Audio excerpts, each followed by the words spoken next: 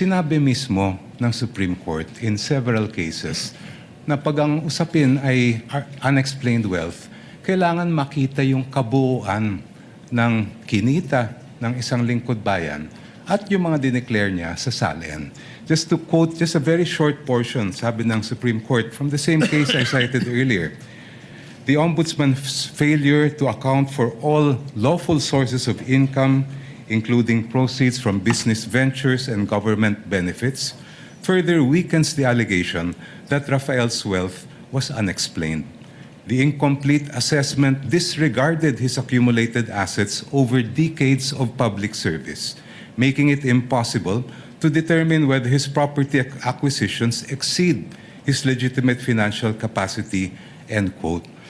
Hindi lang naman po dito sa harapan nitong hukom na ginagawa yung pagtingin sa kabuuan ng isang lingkod bayan. The Supreme Court has done it in this case where they looked at decades of the financial records of the person charged with unexplained wealth, and it has also happened in the cases of Rabusa and Ligot, which were decided recently by the Honorable Court.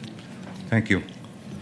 Your Honor, may I at least be given just 1 minute to respond to that, Your Honors? But of course, I will submit to the pleasure of the Honor. Of course, I yield. Of course, I yield. The same opportunity, I'm assuming. Yes, Your Honors. Again, hindi ko po tinutuligsa o ino-oppose yung mga na-mention na case ng aking distinguished opposing counsel. However, those cases do not involve impeachment. And why is that relevant?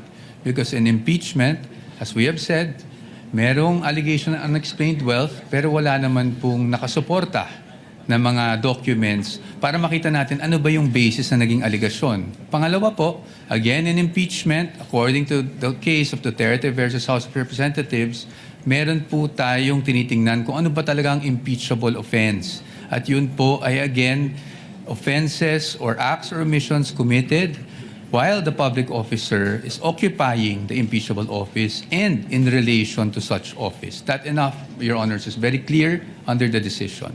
That is all, Your Honors. Thank you, Counsel, for responding.